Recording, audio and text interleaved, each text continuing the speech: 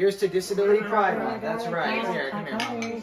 And Coffee Talk mini-series about life with Gabriel. That's right. And to you, my friend, to you. Gabriel. There you go. Cheers. Cheers.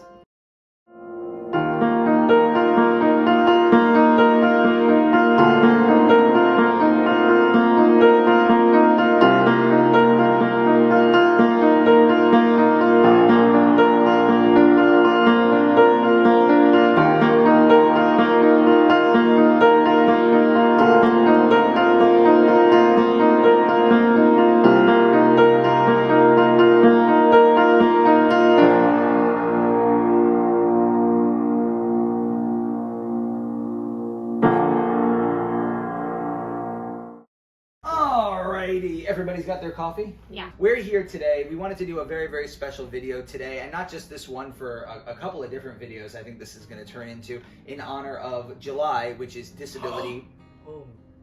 He likes July! July being Disability Pride Month, right? So we wanted to really give you, Saftronauts, and have a moment where we were all sitting and talking together about the realities of life with Gabe and the background, so you guys can see the full picture of, you know, what led to where we are now, right? And what it's like living with Gabriel, right, Matt?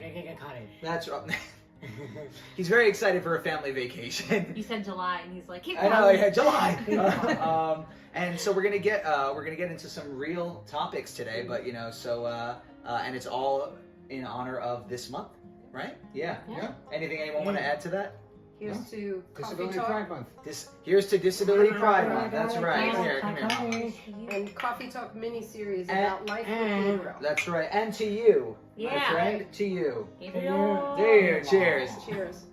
So I think we should start this off by letting you two take the reins, since it all started with you two. And like I was there. Are they the parents? Mom and cameraman. Dad? Cameraman. Oh, sorry. Cameraman was there. Cameraman was there. Cameron. So like, what you know, what was it like when? Why don't you take us through what was it like, and feel free to like you know, you can talk to us, talk to the Saftronauts. You know, when you knew that you were going to have twins, and then at part two to that. Actually, we'll get to part two to that after that. What was it like? Did you know that you were going to have Kira and Gabriel? No. Okay. No. To reiterate, did you know you were gonna have two amazingly awesome brother? System shut down. To reiterate, did you know that you were gonna have two attention-stealing? I got it. I'm gonna pull the string and she'll speak. No, we had no idea. I'm just curious. I want to see how he remembers it. Okay. It's the setup, see? It's the setup. It's what happens in every marriage. I'm gonna speak and I'm gonna get it all wrong, but I was there. In the doctor's office is when we first find out. Let's see. This is my most vivid memory. My most vivid memory. We went to get a sonogram, and we're in the technician's office. And Mom was laying there, and the technician was moving the scope over the abdomen and such, and had the sound on, and eventually said, "Oh, there it is." The heartbeat. Heard the heartbeat, and we were all happy. Mom had this glow about her. And you could see the little. And you could see the little the little outline on the monitor and such, and we were all giddy. And then all of a sudden, the technician goes, "Oh, and there's the other one." Yeah. I said, "What?" What do you mean the other one? Yeah, I remember I that. said, "You're going to be proud parents of twins."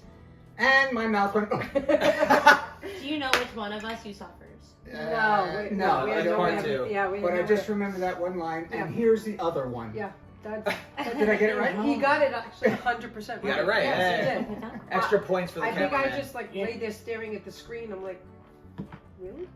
Yeah, it was a wow moment. Yeah. And then Dad and I, we kind of left in total shell shock. And I remember walking out of the OB office, the OBGYN medical building, and we went and we stood outside, and there was the concrete divider that separated stuff, and we just kind of leaned up against it. We didn't talk for a really long time, and we just kind of looked at each other. Taking it in. And then we just looked and we're like, did what happened actually happen? You know, did that really happen? And we're like, yeah. And we're like, what are we gonna do? Because here we have a six-year-old son. We were planning on going from 1 to 2. We're about to jump from 1 to 3, and we just had no idea how to handle it. You know, financially, emotionally. You know, how are we gonna? And this was just separate ourselves to and give everybody the the attention that they need. You know, and Nick not suffering. Because usually, a lot of kids feel neglected when a new sibling comes in. It's hard enough with one, but all of a sudden 2. So it was a bit of a shell shock, but it eventually grew on all of us. I was just gonna ask if this is before you didn't know that we had no idea about Gabriel. Okay, no so idea. it was just the twin part. Yeah. So you were dealing with at first it's like how are we gonna handle this? Yeah, the reality of having 2 babies come into the house, and the car. One of the biggest. Oh wait, the best part was our car, because we had a Subaru Outback at the time, and Good plug. Dad. Good That's plug. true. Dad refused to accept the fact that we could keep this car with a car seat for a toddler. And now we were going to need 2 baby seats. It was just not Here it comes. possible. Brace yourself. It took a while, but eventually we convinced him that we had to go into the caravan, the minivan. You just didn't want a minivan? Oh, No! I didn't want a minivan. It was taking away from, I don't get it. well, because that was like, very... His family, Getting ready for the cool car. Yeah. So the Outback had it was long, it was spacious, but it had a nice sporty look, and that's fine. And but minivan and minivan. For the younger folks in the room, what are you talking about? Okay, there's a big difference between a sporty 2-seater, I can't describe the Outback to you, but all right. The reality was that A minivan having twins was going to mean that we're going to need double of everything. We're gonna need a Okay. bigger So we need a Okay. much bigger stroller, if not 2. We need 2 car seats, and we have to fit the 3 of us and maybe other Right. folks. Ah. And there's porta cribs and all the accessories that come with having a newborn and then moving up, blah blah blah. And So we need more space. we needed more space, which meant Dad had to give up the car. Sorry, Dad.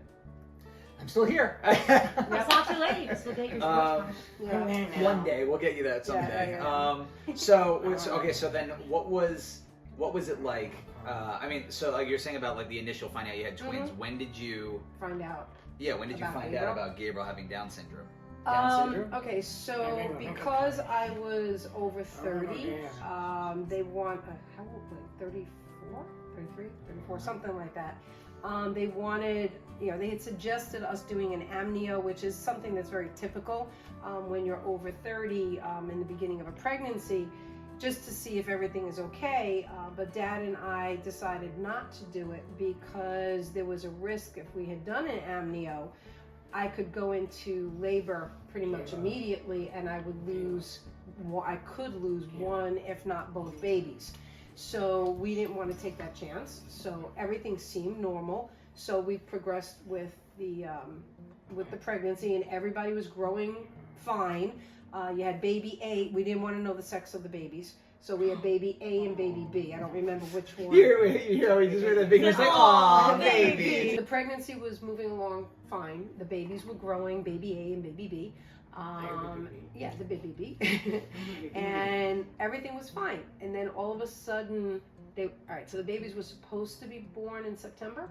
Yeah, roughly in September.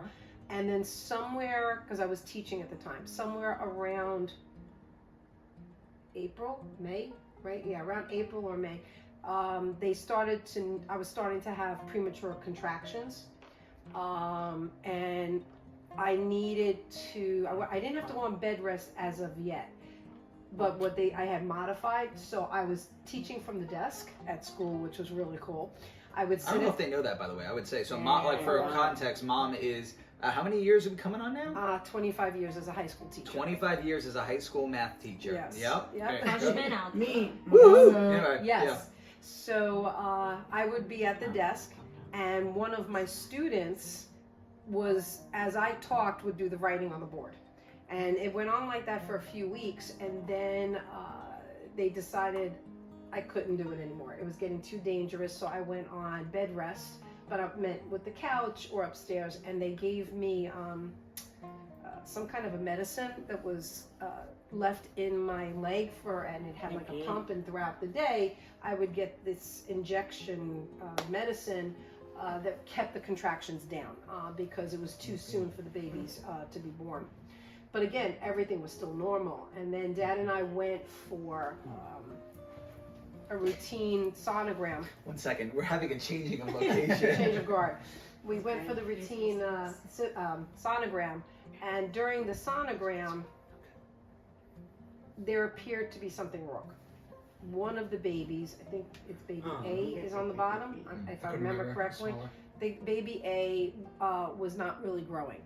There was a significant size difference now between both babies. And they suspected that there was something wrong. And there seemed to be an irregularity, I believe, with the heart as well. So they were saying we should have an amnio done at this point.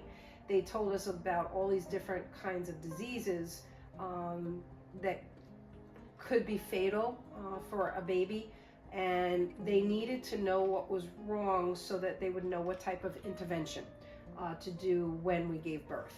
So at this point, I was, about 8 months pregnant. 7 and change. Yeah, that was 7 and change. Almost 8, because altogether they were 7 weeks premature.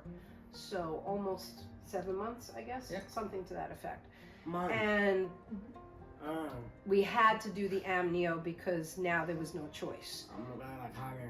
So we did the amnio, and literally within 48 hours, I went into labor.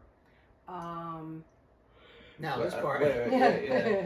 So we went in for a routine checkup, and No. Okay. We were in the kitchen. Were you there?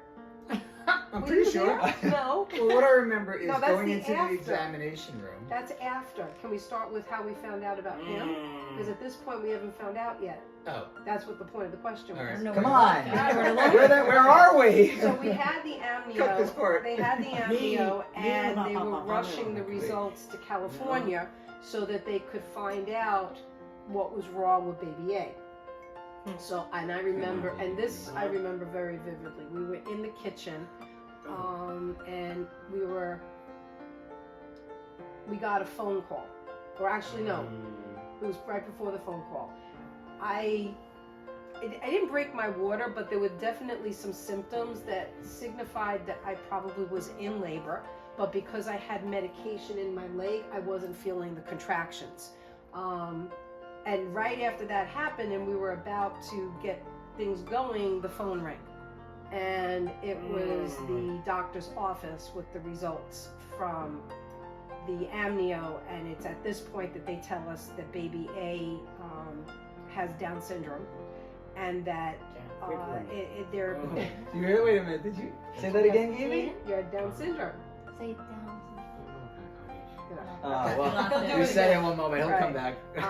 And I just remember, it wasn't just the Down syndrome, but it was also that they suspected, something really was wrong with the baby. I hung up the phone and I kind of just looked at your dad, and he looked at me, and because he could hear the conversations, I think it was on speaker. And this is very vivid. I just, I collapsed.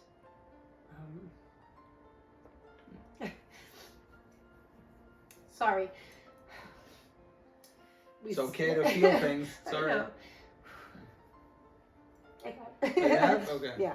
So we both just sat on the floor, crying in each other's arms for quite a while. And then I said, I think we should do something about the fact that I might be in labor. So I called the doctor, and he said, you need to get to the hospital immediately. That I was probably in labor. Not probably, I was definitely in labor.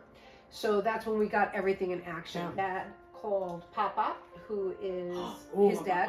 That was the mysterious man. From the car wash. The car inspector. Exactly.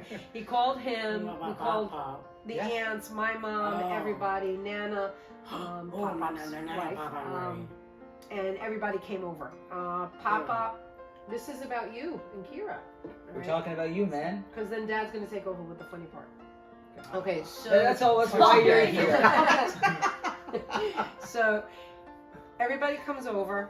Nick is home, so everybody stays with, like, you know, the grandmothers and the aunts. They stay with Nick. And Papa, Josh's dad, we go together to the hospital. We get to the hospital and we go into the examining room. You can speak now. Come in. Come in.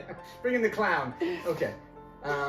Yeah. So all I remember was the doctor coming in, and Mom mentioned that she needs to use the bathroom, and the doctor said, "Do not get off that table because that baby is going to fall out." Nope. Got it wrong? Was I there? I know I was there. See? We arrived in the emergency room. They hooked me up to everything. The doctor had not come in yet. We're waiting there. You guys went to look for the doctor, and I said, I have to go to the bathroom. So I went to the bathroom because I was still feeling okay because the drugs are in my leg. I don't feel anything. 1 second. This is all great. Let me ask if my version of the story is correct. I clipped my heels, and all of a sudden the house just started to spin. I landed on a witch. That's And all of a sudden, there were these people telling me to follow the yellow brick road. And is you this did. correct? Wow. Was that supposed to be funny or? Either way, I'm all the Marias. Okay, so I went to the bathroom. They apparently went back and found me missing. Mean. They find me coming out of the bathroom and they whisked me to like get her back on the table. I was literally in full blown labor. They were like, do not let her get off that table, etc. So yeah, that's exactly how it happened. That's what I said. Then they put me on the gurney to get me to on the what? The gurney that takes you to the ER because I had a C-section for Nicholas, and because I had to have one for him, it was more dangerous to try and do it natural. Plus, they didn't know what intervention was going to have to take place with Gabriel at the time. I didn't know it was C-section until like a year ago. Yeah. Oh, I literally had no idea. I was like, what? So we had to have a C-section again. And before I forget, at this point we actually do know the sex of the children. I forgot to say that when we found out that Gabriel, baby A, had Down syndrome, I said to the doctor that we need to know, we need to know the sex of the children, because if something was, I wasn't going to refer to them as baby A and B anymore, because at this point there was a life-threatening issue. I wanted to know if it was a boy or a girl, and we could refer to that baby as our son or our daughter. So that's when we found out that baby A was a boy, and we had already had names picked out, so that wasn't. Oh, that actually, is there more? Because that leads actually to the next question. Well, you guys will talk about that. Oh, I'm sorry. We're talking about. Do you want to say something? Are you All right, here? so they get me on the gurney to take me to the operating room. Go ahead. On the way to the operating room, which was a journey, we were in such a rush. All right, your time's up. That the folks that were helping to push it were trying to marshal her in there really quickly. And I think I was helping too.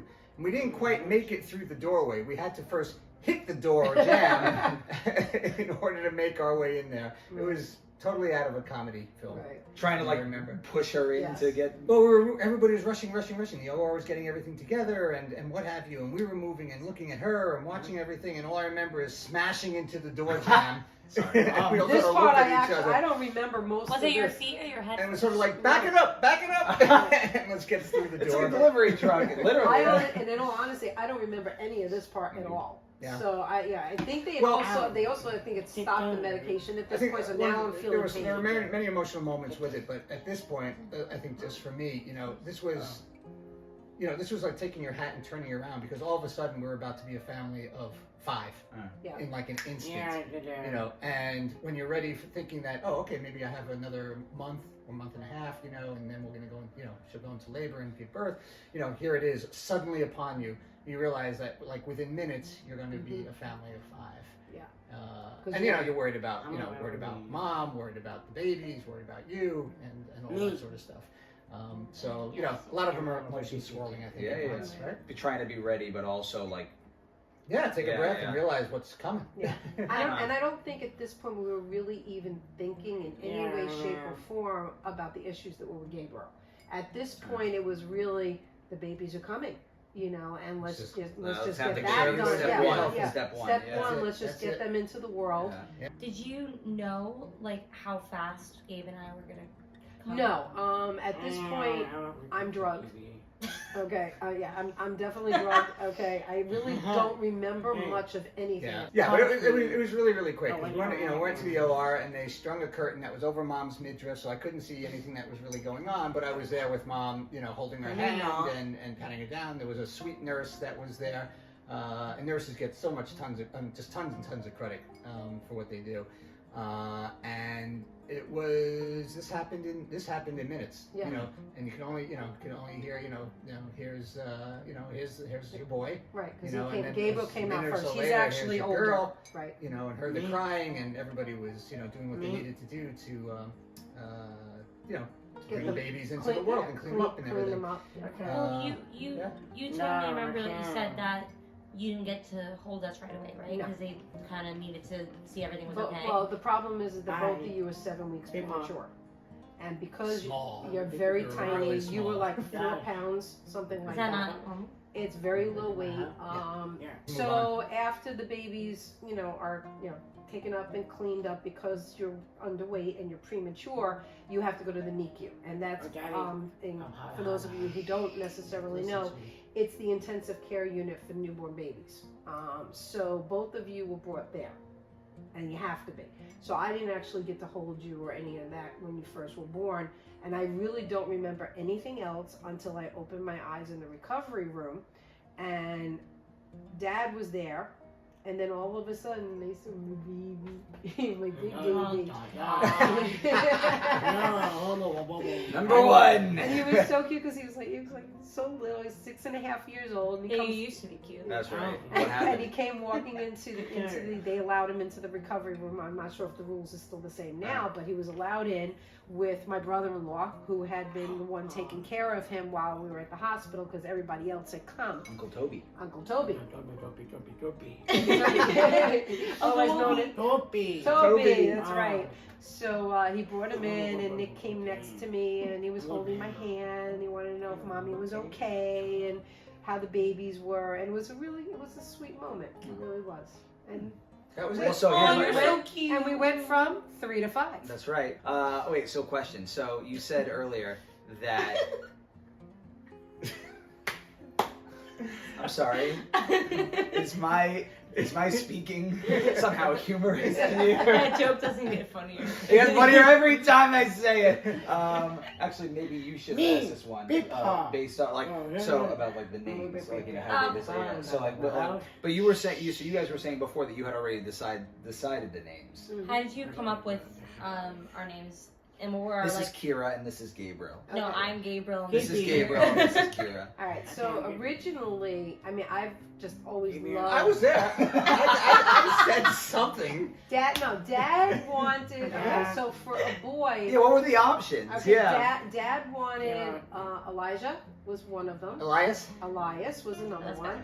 And just like every Elijah on you was gonna be like, hey. No, you look at it. No, and then there was Jeremy. Jeremy was another one, and for a girl, I really wanted Gabriella. It was just something that I loved growing up. It was just a name I really liked. Can you see me as Gabriella? But there was a problem. In Jewish tradition, you cannot name after anyone who's living. So Josh's younger sister's middle name is Gabriel. No, Gabriella. Gabriel. Yeah. Oh, Gabriel. Right. Sorry, Jess. And yes. So I know it's close, but because it's not the female name and it is for the boy, we went with Gabriel. And when I looked up what it meant, which was an angel, and given everything that was going on, it just was fitting. And it wasn't that the other names weren't powerful, but his circumstances surrounding his birth and so forth, he was our angel. Actually, angel of mercy. Yes, angel of mercy. And is our angel. Correction. What about, and let Dad maybe take over? Where Kira came from was a friend of the family. Because we really it was really a friend of the family, but we wanted a name though that was unique. Like every parent, you know, you want something that's unique and something that's not going to be,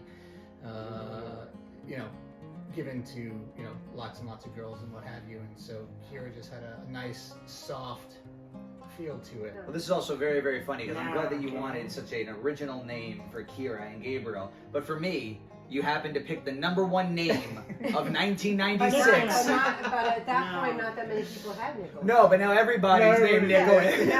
Nicholas. Nick. So why don't you guys talk about what the early couple of years were like for Gabriel, and like, you know, just after the initial, you know, bringing him home and everything like that, what was it like? Yeah, I mean, so, you know, there was obviously a lot of happiness, you know, and joy, you know, having left the hospital. You know, kids were in the, Kira and Gabriel were in the NICU for a while. Kira came out earlier than Gabriel because Gabriel still had some issues.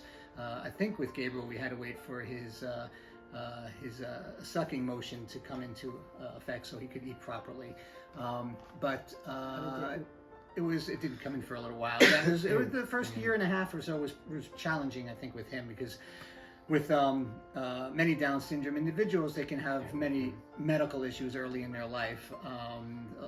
Some related to their heart, some relating to their feeding. So Gabriel had some major issues with his heart, as well as with feeding. And to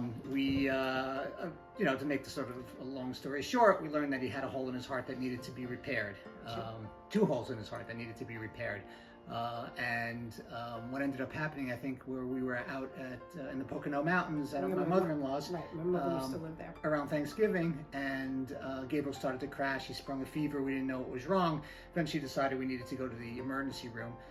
And that was a very taxing moment because we were very close to losing him. While the doctors were trying to figure out what was going on. His blood pressure dropped and such. No oxygen. His oxygen level was very low. Yeah. So we eventually the doctors sort of figured out what was going on, and the big thing that we needed to do at that point was just to stabilize him, get his weight up, so that he could be ready for an operation to repair everything. Yeah, but they transferred him from the local hospital because because he wasn't going to make it unless they got him to an actual, the big hospitals. So you know this more than, because I honestly don't remember a lot of this. I've blanked it, but we went out to Danville where there's a big, huge hospital, but a very big children's wing there for the ICU for children. And we just moved quickly. The ambulance came. It was a pretty heavy snowstorm, so we followed the ambulance for, I can't remember how long it was, an hour or whatever till we got there. And we were basically out at this hospital for 3 weeks.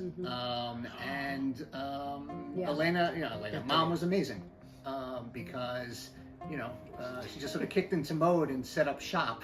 There, we had Nicholas with us, and so we got school on board. They were faxing all his work out there, so we were working on his homework and his classwork during that. School time. How was Kira, and how did we react during all this? Well, Kira was an infant. I remember Kira was only a few months old.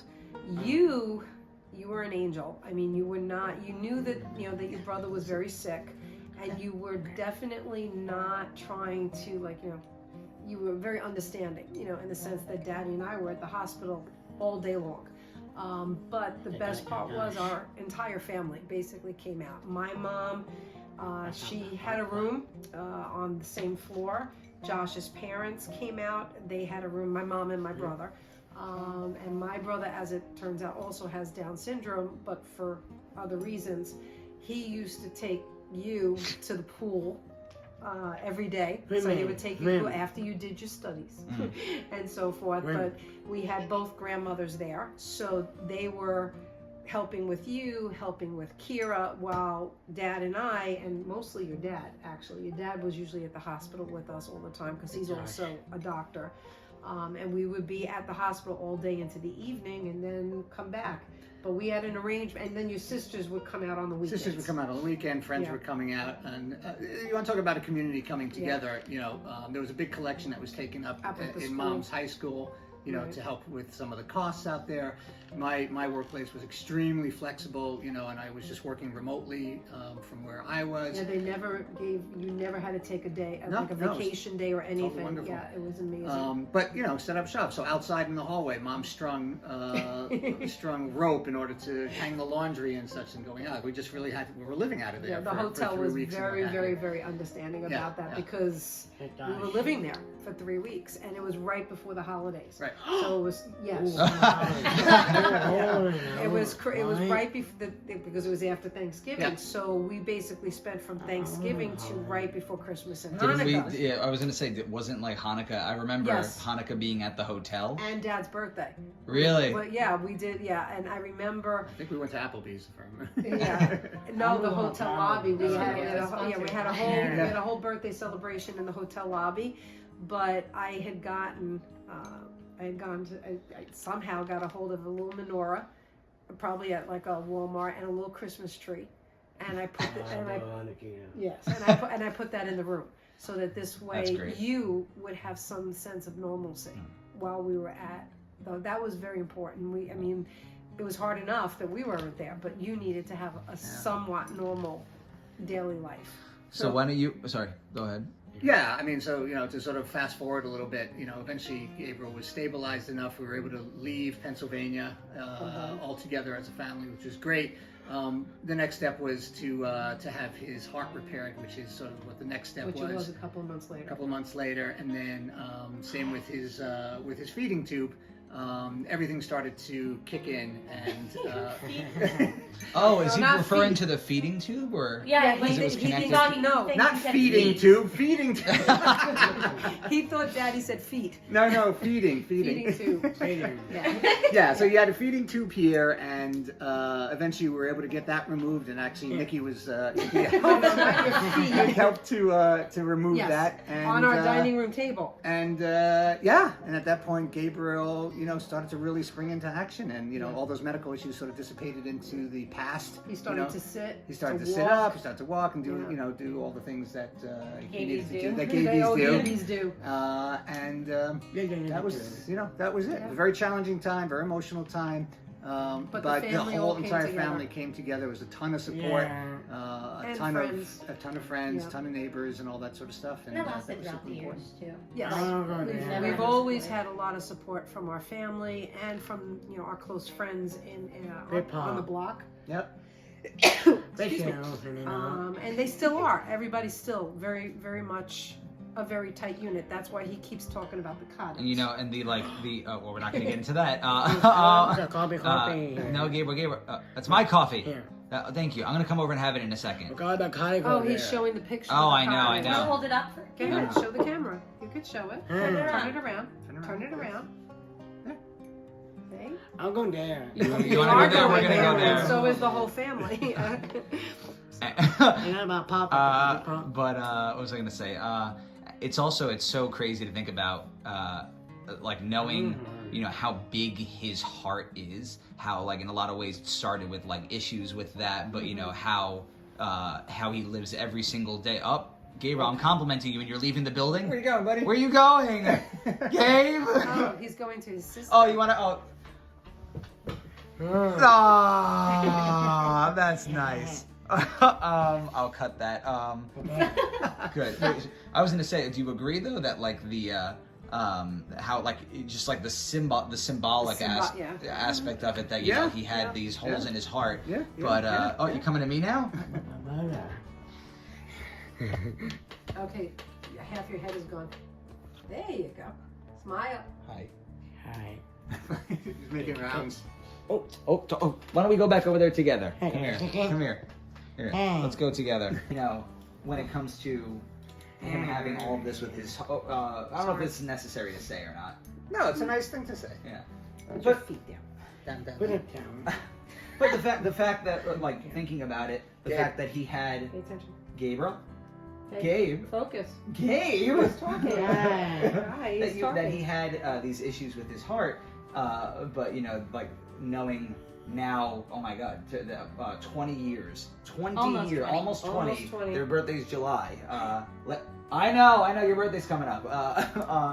That you know, in their 20 plus years, but specifically with him, you know, the unconditional, unwavering love that he is able to put out into the world to everyone, and you know, and affect everyone in such a wholesome, hearty way. Yeah. That you know, that is just, I mean, it's just like, it's crazy that it all started with, you know, we gotta repair the heart, Right. and you know, they that heart has grown stronger than ever to ever, Yes. you know, and has affected everybody, I think, right? Both medically and symbolically. Yeah. What's also kind of interesting, because we were talking about how like the entire family and like friends and like our community pretty much came together throughout that experience. Not that I was an infant, so I don't remember any of this, but it's interesting to think about, like, a lot of course, Gabriel's natural love and compassion for people is like innate within his character, but also everyone else's influence on Gabriel's personality and his friendliness and openness, and how willing he is to just jump into anything definitely reflects everyone's personality and actions and behavior towards Gabriel throughout those younger and more hard years. Yeah. But Gaby, you know, thank you for your heart. No. Mine. There we go. Yeah. Put your coffee down. Group the Gaby sandwich. It is a Gaby sandwich. Ow. No, sorry. I guess one question that I have for both of you is, since it was still very early on for Kira and I mean, Kira was like this tall. What are some of your earliest memories of Gabe going through the beginning of school, education? Yeah. I don't know about you, but one of the things. Pause. Start again. Speak up. Okay. Camera's right there. It's far. Sorry. I'm not too sure, you know, in terms of Dad, but one of the disappointing things was that our local elementary school that was here, where we live, didn't have a special education program at the school. So Kira went there, but Gabriel had to go to another school. So it was really hard, I think, on them to have to be separated in that sense. But the school he ended up going to was amazing. He thrived there. They called him like the little mayor. He was the little mayor. And that lasted for all Yeah. of Wait, you gotta Gabriel's- explain that. So why did they call him the little mayor? Gabriel had one para, actually, the paraprofessional. Her name was Elizabeth, and she was amazing. I did not worry about Gabriel ever when I knew he was with her. She was a blessing, and she's a credit to her profession as that whole profession. Paraprofessionals throughout the education system just dedicating their energy and time and just to making sure that they get to have the opportunity to have an education, but also to enjoy it. It's because it's not easy. It's a difficult job. In all honesty, if it wasn't for the paraprofessionals that dedicate so much time to these children, many of them would not succeed as well as they could. You mean go as far? Yes, Yeah, sure. because of how much help they take. They guide them. Yes. Yeah. Now, in terms of Gabriel, Wait. I'm sorry. That? Go ahead. Yeah. Did you want to speak? Yeah, I think what was apparent from the very beginning as we were getting into the education system was how much of an advocate Mom and I needed to be for Gabriel, and that was going to be a lifelong job in many areas, not just education, but for many other things that he's doing in terms of all the services that he needs, in terms of staying on it and making sure that he has the programs that are going to help him thrive. And we entered that very naively. Yes. And learned along the way, very quickly. that we had to stay on top of things in order to make sure that Gabriel had the services that he was going to need to try and get the best education he could, the best extracurricular programming and such.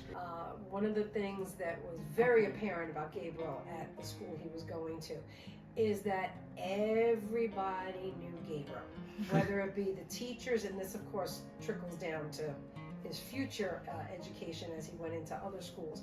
In elementary school though, and we have an entire box full, every day practically he had to have his bow tie. And his suspenders. Yes, and because Gabriel, in all honesty, Gabriel was a very skinny little baby, and young. Yeah, he still is. And he couldn't really wear a belt, and his pants really didn't, stay up. So he had to wear suspenders. So he always had suspenders on with a bow tie because he wanted to be dressed up. And his biggest thing was walking from his classroom, because it wasn't far from the principal's office. And he would walk from his classroom. I mean, they knew where he was going, so it wasn't like it was. And he would go and sit in the principal's office, and they would sing, he would dance, and that was his visit was there every day. Charm, the ultimate powers of the school. Exactly. He knew what he was doing. He knew. So wait, and he was, and everybody knew him. Everyone from the security guards and the custodial staff, the teachers, the students, there wasn't one person in that school that did not know Gabriel. So then moving on a bit, so what was it like then when, and this is like elementary school and junior high, what was it like then? And Saftronauts, I don't know if you know this yet, but you're going to find out now. When we were in high school, so the high school that our mom teaches at, Kira, Gabe, and I all went there. Actually, Mom and Dad also went there. They met there. Yeah, they did. That's another story. That's another story. We'll get to that at another point. But, oh, yeah. Yes, Mara. No, he's saying Mara. Oh, I know. And just for fun, quick tangent, since that's going to be another one, you'll love the different stories that come out in terms of actually how we met. Yes. So then what was it like? Let's start with you. What was it like having Gabriel, but like first, let's say, what maybe more general. What was it like having all three of us, and then what was it like specifically with Gabe? Yeah. So, in all honesty, I've told people this many, many times. I have to be the luckiest mom on the planet to have had me. Sorry. Sorry. So we had 4 years with you, and then another 4 with them. Priceless. And the time we had was wonderful. Yeah, they were over there. Behind you. No, the time we had was wonderful in the sense that you did not feel overburdened by me. You weren't embarrassed to hold my hand walking into school. Kira and Gabriel did the same thing. We owned it. I loved it. He was in the was in the theater program, and so was Kira. But during his era, they used to hang out in my classroom when we had free periods and I wasn't teaching, and there was no other, and we would be in there, and they'd have their little group around. They would be grading work for me, and then they would be singing, and then you went and did your own thing. I never really saw you very often in the hallways, and when I did, it was hi mom, or whatever. Hi mom. Exactly. Well, she was always in her classroom, so I would be going from place to place. And we had our own space. That was one thing I was very conscious of. I did not want you to feel that, you're in my school, mom's going to be on top of it. But of course, if you needed money, you knew where to find me. Okay. And then, story for another time. And then after you graduated, it was a little bit weird at first, but I started to enjoy a little bit of, I don't have to have, like all the bags that came from the 7 o'clock class or whatever. What are you saying? Oh, yes. What is she? Are you saying you're happy I wasn't there? No. She's saying I was get out. I enjoyed the fact that I didn't have to be at school at 6:45. Right. Okay, because of your early morning class. So I had about a year or so break. and then these two came in through the school. Kieran And and the dynamic was, yes, Edward Armour, exactly. The dynamic was very similar. We would go to school together because she had the 7-10 class, so now we had to be in school. But Gabriel and I developed a whole other routine because he didn't start school officially till 8 o'clock. So what we would do is we would come in, I would bring Gabriel's yogurt with me, and his juice. We would go to my classroom. I would turn on Amazon, and he would watch in the mornings. Good plug for Amazon. My Amazon Prime, and he would turn on. He would either watch Jaws, or he would watch or he would watch Mamma Mia, and he would have his yogurt and he would have his juice while Kira would go off to her dance class at that hour, and then the paraprofessional who was with him would come to the classroom to get him at 8 o'clock before my students would come in. And that was our ritual every single day, with the exception when her class didn't meet, and then nobody came to school till later. Then they came in on their own with Grandma. Grandma would drop them off. What was it like for you having, like in a lot of ways you were so lucky to have this. I'm older, so I didn't really get to be there when they were there. I just had the experiences with Mom, which was great in itself. But I mean, in terms of my siblings, so what was it like for you, knowing that Gabe was there and like at random points maybe seeing him in the hallway? Like, what was it like? Especially since it was the first oh my time. God, it was. I'm like so unbelievably like grateful that I got to like finally go to school with him, because especially for middle school, we went to school together for 2 days, and then the program ended up not working out, so Gabriel transferred to a different school. But once we got to Murrow, it was like I had a safety blanket with me 24/7. Even if I didn't see him all the time, I knew he was there. And I have like so many vivid memories of like just seeing him walking down the hall, like leaving his paraprofessional behind because he wants to walk by himself because he's independent. And I would see him and be like, Gabriel! And he'd like come running towards me, or he'd pretend he didn't know me, but that's okay. And say hi to your friends. Yeah, and say hi to my friends instead. But it was magical to see him thrive into this independency and also a teenager essence as well, because you got to see him slowly mature and grow into himself and the kind still of with the person bow he wanted ties to be. though, still dressing it up. turned into ties though. It eventually turned into ties. The suspenders went away. Well, that's because he developed a waist. So Right. suspenders went away. He was able to do it. That six-pack was coming in. But- Oh, sorry. What's Yes, that, yes. Holiday and tie. You want to wear a tie for the holidays? Yes, he used to wear. Well, he always had holiday ties. Oh, that's right. Gabriel's aspect of being a mayor was huge in elementary school. I'm pretty sure it was obviously there in middle school, but in high school it like grew because our high school had like 4,000 students without even counting like the faculty and stuff. And I don't even know if I could ask everyone, but majority of the people probably either knew Gabriel, have seen him before, or just knew of this beautiful light and like this small body that would just bring so much energy and happiness to everyone. Like he would, and I've seen this so many times, he would go up to random people just sitting during their free period and just give them hugs or just sit and talk to them as if he's known them for years. He would go into classrooms and say hi to the faculty. He loved going during science class, he would be in the flower garden and he'd be like planting, and he'd love getting in the dirt. He had some friends, like another Down syndrome kid named Adam. They were so close, and their powers were really good friends. So Gracie. They would always play together, and you'd see them walking down the hall, and Gabriel would sometimes be holding Adam's hand, and it was just, it was beautiful to see him as his own person, but it was also beautiful to see him making friendships with other kids, because for the longest time, you know, it was a little difficult, other than like little friends here and there, but to build relationships on a continuous basis. And also with his I want to say with his powers as well, which I'm sure you were going to add in. I don't know when you were planning on speaking at some point. I was going to come around to you at one point. Wait. This is more us. I know. This is more your experience. No, and regrettably, no, Dad really couldn't share. But you would always drop it. I got my part. Let me kind of finish my part and then we'll go to your part. Okay. No, seeing that, like, like the powers that he had over the time there, how like Gabriel's powers. That's right, and we showed this Saftronauts in that previous video talking about like Gabe's high school experiences. Like, he would just have so much fun. Yes. And like his own life there. So to see how excited he was to go to school, I mean, like that's what it's all about. He would literally, you would drive up, like when the days that Grandma would bring us into school, she would pull up to the corner.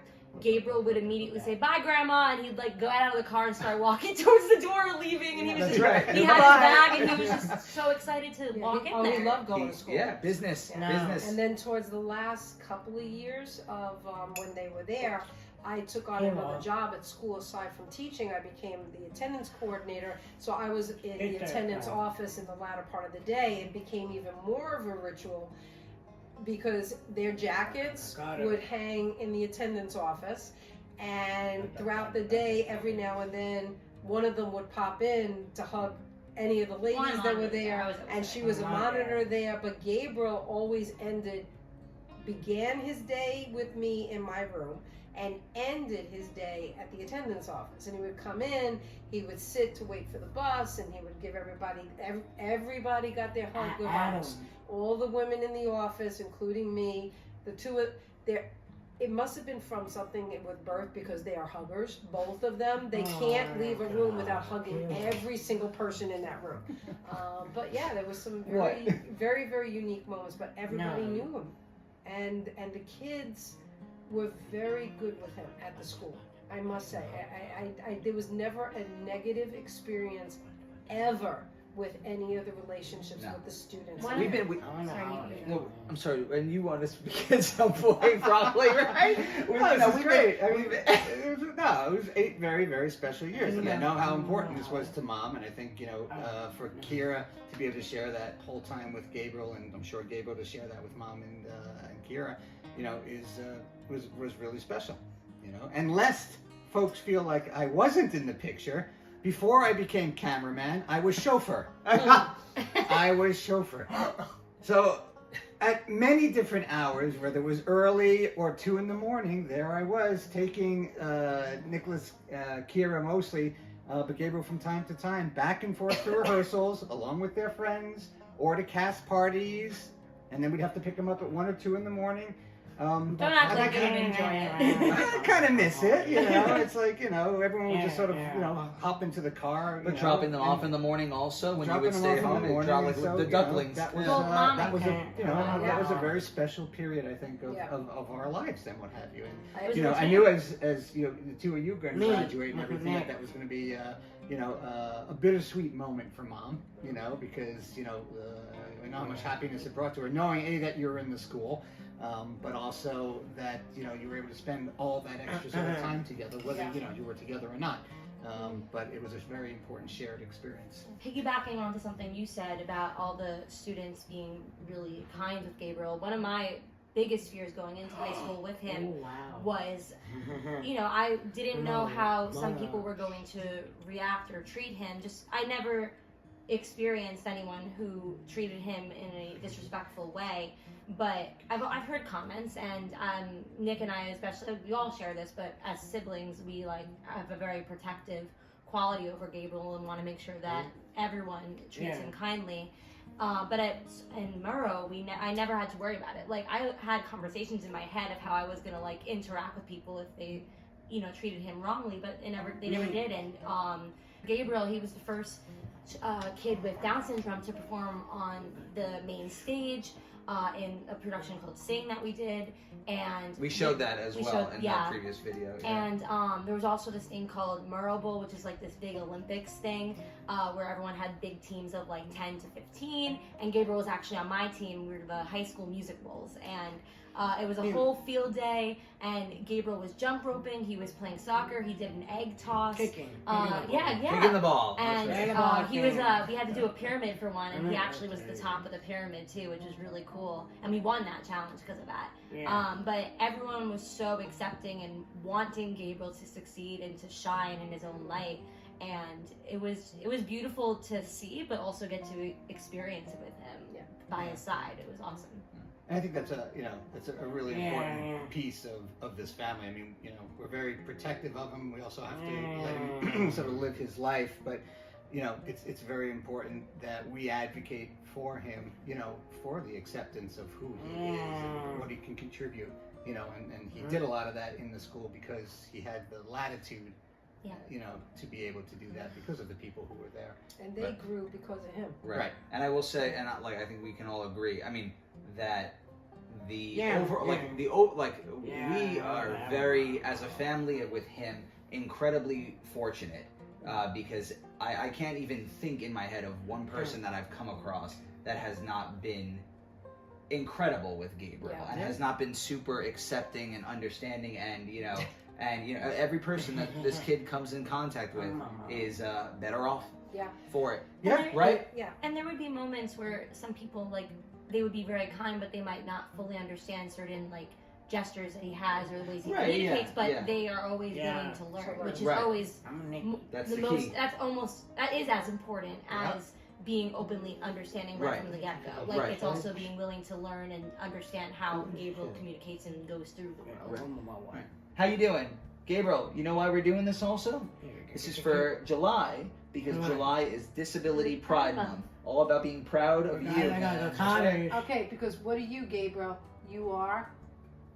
17. No, he says his birthday.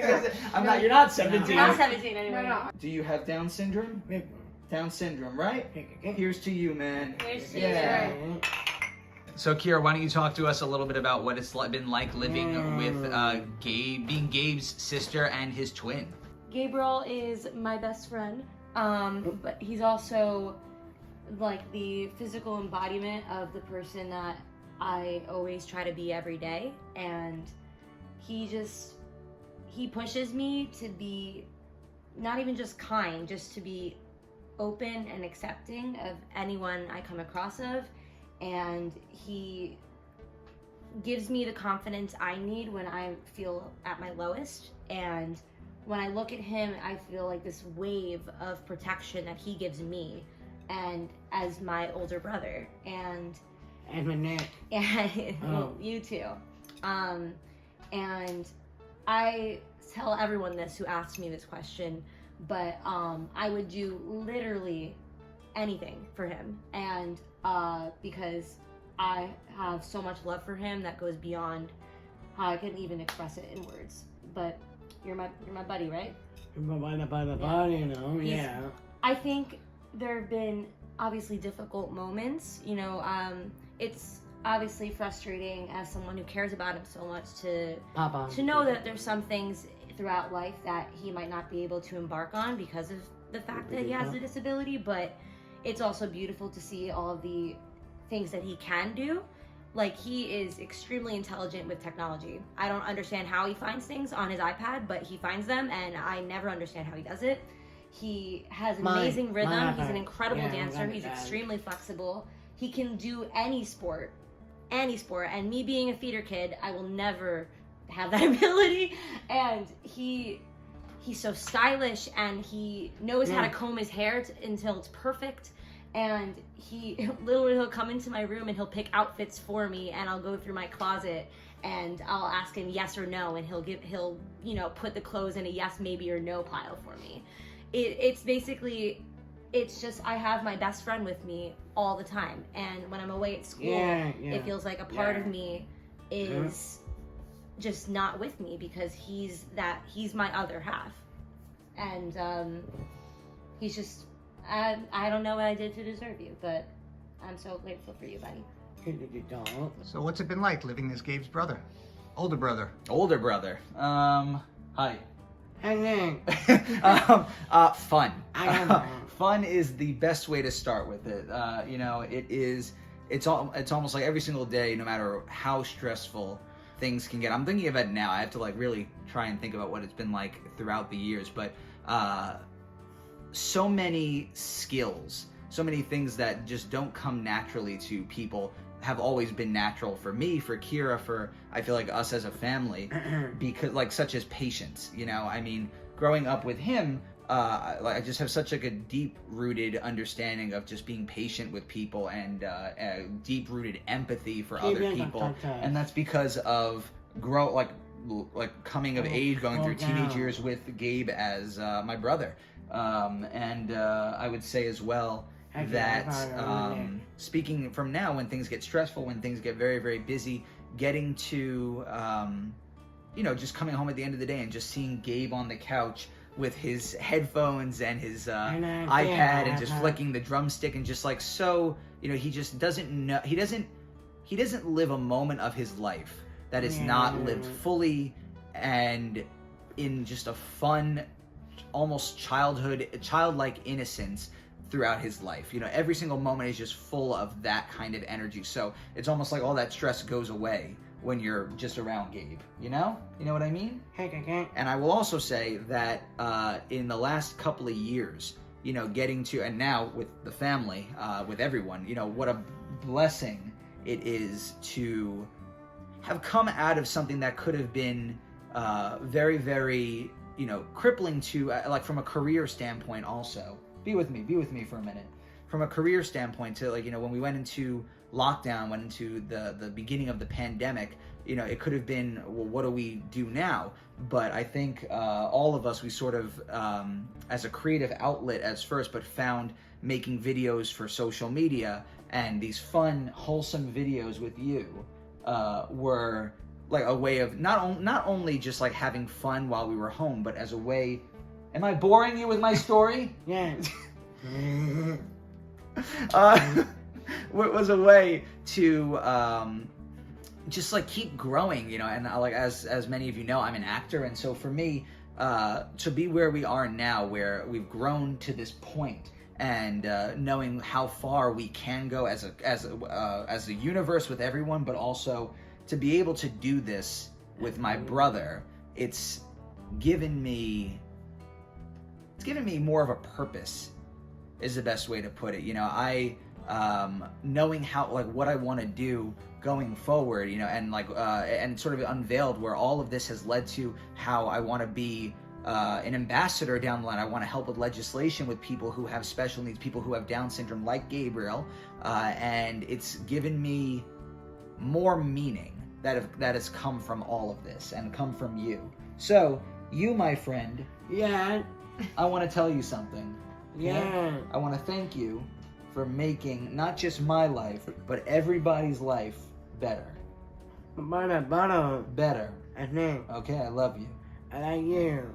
So, what has it been like living with Gabriel as your son? Yeah, so it's this is a whirlwind of thoughts and such, because we've traveled a long journey together, and together with Mom and such, but part of me is plays that protective dad, I think, in many places, in many ways, but at the same time realizing that that Gabriel has to have latitude to be able to express himself and be who he's going to be. So there's a large part of me that wants to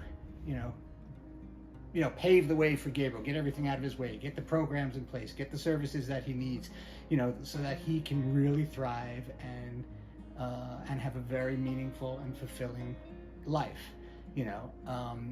At the same time, his personality is so charming, and he's very free spirited. And Mom and I have always loved the quality of him, where he'll just go up to people, and give them a handshake and give them a hug. Why can't we be in a world, where he does that? But he realistically can't do that to everybody, but there's a quality and something that's very special in that, that I guess he sort of teaches us every day, that, you can be that kind, you can be that loving, you can be that wholesome, you can be that giving, you can be that warm. And that's the kind of world that he lives in. And I think in many ways, I'd love to, I wish I could step into his shoes and understand what the world looks like to him. What does he think? What does he see? What's he, what does he want to do? And we'll never have sort of that opportunity to do that. So yeah, I don't know, it's, you can't beat around the bush on this. Having a child with Down syndrome is a very fulfilling, but also a very challenging thing, you know. And there's lots of yeah. All about you. There's lots of advocating to be done. You know, there's frustrations. You know, for the last 2 months he's been talking about going to Cape Cod. You know, and he badges us with cottage, you know, all through the day. And I say, I know, cottage. We're going to go to the cottage, but how many times are you going to tell me we're going to go to the cottage? You know, so, you know, it ratchets up the blood pressure and whatever. And we're going to sit here and, you know, whitewash the whole thing and say, wow, I can take it. You know, but if I'm going to be told that let's go to the cottage 950 billion times in 5 minutes, we're going to the cottage. But, you know, but what does that all mean? You know, he looks forward to all these things because they're important to him, and they're, you know, they have a lot of memories, and he loves doing it, and so that's at the bottom of it. So it's important to realize that, you know, that his heart is very open. Our hearts are very open because we've lived with him for 20 years. And, you know, and we sort of understand a lot of things, and it requires a tremendous amount of patience and understanding and tolerance, you know, to live with each other day in and day out. You know, would I make any changes? Would I wish that things were different? Never. Not from what Gabriel has taught us in 20 years. Wouldn't change a thing. You know, life could be easier. Life would not have as many struggles. We wouldn't have to be advocating as much, maybe. But I would not change a thing. All right. So, Mama, tell us, what is it like having lived with Gabriel as your son? Having a son who has Down syndrome? One of the things when we were planning to do this mini-series, I knew that this question was going to come up, and I've been thinking about it for a while. And I guess the best way to explain part of the more challenging aspect, like Josh was saying, was years ago there was a movie. It's called Mr. Holland's Opus, and yes, and he and his wife have a child who is born deaf, and there's a scene in that movie with Richard Dreyfuss, and I honestly cannot remember the actress who played the mother, where she's in the kitchen and the son is trying to communicate with her, and he can't speak at this point because he doesn't know sign language, etc., and he's getting very frustrated, and he's banging things and throwing things, and she's getting frustrated, and he's trying, I guess she wants to get him into, I believe, a sign language school or something to that effect, and he's talking about the money and how difficult it's going to be and so forth, and she basically just explodes and hey, Mom. And just says, I want to communicate with my son.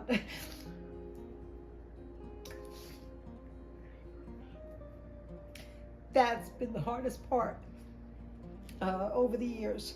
We understand them. I mean, don't get me wrong, we do. But there are times he gets upset, or there's been a couple of times where he'd be hysterical crying or whatever the case may be, but he can't tell us why. He doesn't know how to communicate that. Oh, Gabe is going to get emotional because you're getting emotional. Well, he does that too. Okay. No, mommy's good. Mommy's good. Okay. No crying. Okay, so mommy's good. Okay, I'm good. Okay, so. Or, like, for instance, he just came back from camp. And he doesn't know how to tell us all the different things he did, or maybe what he ate, or whatever the case may be. He communicates, and we know what he wants, like he wants the cottage, okay? But because he doesn't know how to have conversations in the same way that we are used to, he uses the cottage. He says that all the time, because it's a way of him being a part of the conversation. So life with him has been overwhelmingly beautiful, enriching. He's a loving, sweet young man. It's hard to say that. But I will say I don't agree with my husband 100%. If there was one thing I would change, it would be to be able to really know what he's thinking about. That's the one piece. Without changing him, I wish I could really know. But I look at him and I think I do know. So it's kind of a mixed bag. Because all you have to do is look at that beautiful little face and those beautiful brown eyes, and you know what he's. I think I know what he's thinking. Oh, Nikki, I like you. Come here, group hug, everybody. Come here, Mom needs a hug. Get over here, everybody. Mom, can you stop being so emotionally Hey, available? you're not messing off again. I wish I was emotionally available. I wish I had emotions. Okay, group hug. There we are. Happy Disability Pride Month. Happy Disability Pride Month. We love you, Saftronauts. Gabe. Gabe. Gabe. We love you, Saftronauts.